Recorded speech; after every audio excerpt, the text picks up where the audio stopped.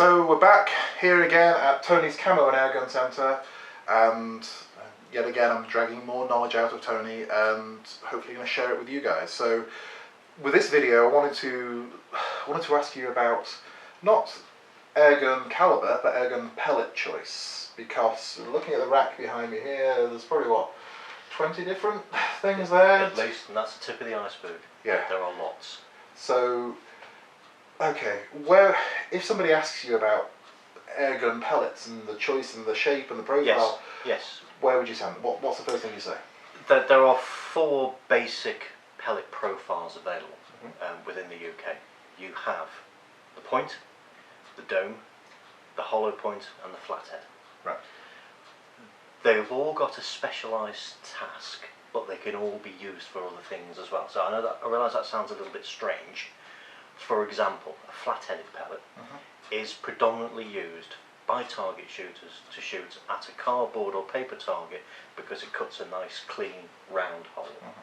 But you could also use it for close quarters vermin control because it compresses quickly and does an awful lot of damage in a split second.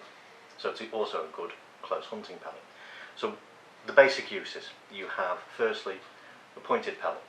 Now a pointed pellet is predominantly used at short ranges, 25 yards and less, against feather. The idea being the point of the pellet can penetrate the strands of the feather before the pellet itself starts to compress. I see. So it maintains that shape as it goes through the first feather layer. Think of it as an armour piercing round.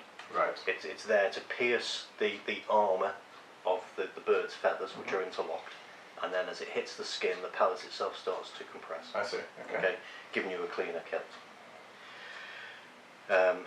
Now the reason I say close ranges on a pointed pellet, firstly there's the aerodynamics involved. Now you may think a pointed pellet will travel through the air cleaner. It doesn't, because we're travelling below the speed of sound. The dome is actually a cleaner shape. You think of aircraft. If an aircraft is designed to fly below the speed of sound, it has a domed front. Think of a jumbo jet. If it flies above the speed of sound, it has a point. Think of a fighter jet. Makes sense. It's all relative. Yeah. Okay, moving on. Then you have a dome pellet. Now a dome pellet really is an all-rounder. It's aerodynamically sound. It holds its trajectory. It's accurate at standard air rifle ranges out to 40-50 metres. To be honest, the best pellet shape to fall back on for a multitude of uses. You can literally use it for everything. You'll find target guys using it, you'll find hunters in the field using it, you'll find guys in the back garden knocking down tin cans using it. It's a good all-round shape to go for.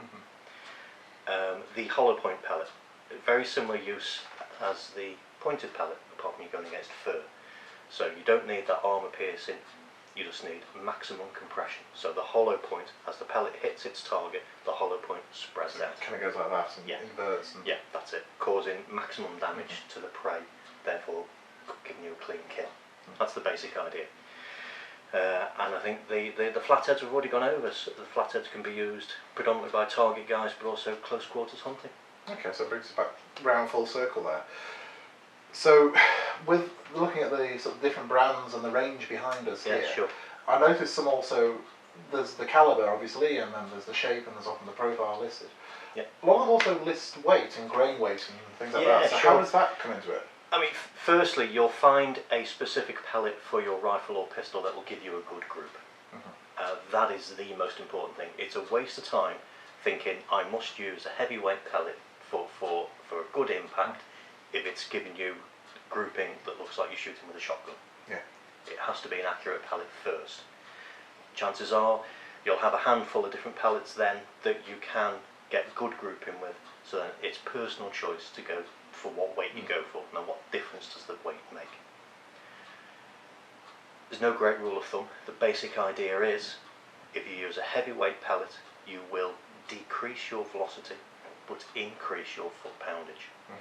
So this one comes with a warning attached.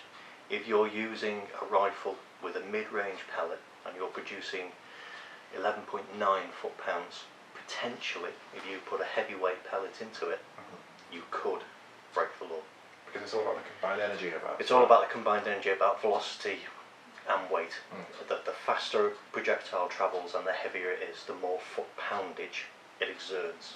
And we mentioned this in the video about choosing an air rifle, where theoretically the police could say, come and test your weapon, test your rifle. In theory, yeah, they don't necessarily need an excuse to do it. If you're stopped for a traffic offence, for example, and you have an air rifle in the boot of your car, correctly stored, if they require and ask you if they can take it away and test it, as far as I'm aware, you can't refuse. They will test it on 3 weights of pellet. They'll do it in a very lightweight pellet, a mid-range pellet, and a heavyweight pellet. And if at any of those 3 weights it goes over 12 foot-pound, you have an illegal firearm in the UK. And that you can't. That I was using this pellet is not a defence for that. It's not a defence. No. Sorry, officer. I only use a 14-grain pellet. Doesn't count. And this is all. Sometimes these are listed as apocryphal tales, but you don't have to look for too long in the shooting forums and Facebook groups to find. Actually, no, this happened to me. And find people that happened to. It does happen. It really does happen. Luckily, the vast majority of shooters are very honest. They want to be shooting a legal firearm. If they find that their rifle could potentially be coming near the legal limit, they will get it turned down. That's the responsible thing to do. So this is another reason to, this is a plug for your shop, but to come to a dealer like yourself rather than buying necessarily. You can get lots of great guns second hand, but you don't know, particularly if it's a break barrel, the spring. No, absolutely. If somebody's uprated that spring, stretched it out, modified it. I mean, there's plenty of let's call them garden shed Freds who are quite happy to strip an air rifle, throw a spring that they've got in a drawer from a rifle they had 20 years ago, throw that spring into it, it fits, clamp it all together, bang, oh that sounds great, here you go mate, there's your rifle back. Yeah. That rifle could be producing 15 foot-pound of energy. But as you look around the racks here and all the dozens of air rifles here, everything here is going to be legal. New rifles are guaranteed to be below 12 foot-pound, and when we get a second-hand air rifle in, before I part with my money to get it into the shop, it's tested to make sure it's legal. Easy as that. So, with that pellet choice, and it comes down to what's on the other end of that scope. What are you? Yeah, absolutely. What are you flinging that lead at? That's it. What are you trying to do with your air rifle, and make sure you have the correct pellet for the right job. Now, the one thing I will say on that about choosing the correct pellet, do not be led down the line of having a different pellet for any specific job. So if you do, on a Monday night you're shooting rats, so you use a hollow point pellet. On a Tuesday night you're open field shooting rabbits, so you use a dome pellet. On a Friday night you're going to go target shooting, so you're going to use a nice flathead pellet. I think you've got to realise each one of those pellets will have a different aim point. It will travel differently, so you'll need to re-zero your scope for each individual type of pellet. Yeah. The best thing to do, if you use your rifle for an all-round purpose like that, go for a decent quality dome, get a pellet that gives you good grouping, and use it for every discipline. Because it doesn't matter what you're firing out at the end of it, as long as it has to hit the target. It has to hit the target, yes. Yeah.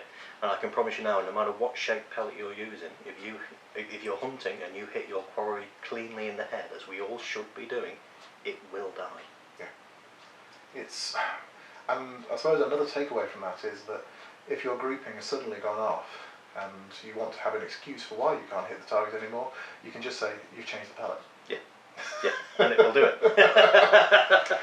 Tony, thank you very much for going through that for us. Thank you very much. Hopefully our viewers found that useful. Yeah, it's a pleasure. And if you have any questions, guys, or you want to add anything else into this, or maybe share something about how the laws and how the use of air rifles is different in your country, put it in the comments below. And yeah, Tony, thank you very much. Thank you, Richard. See you again next time.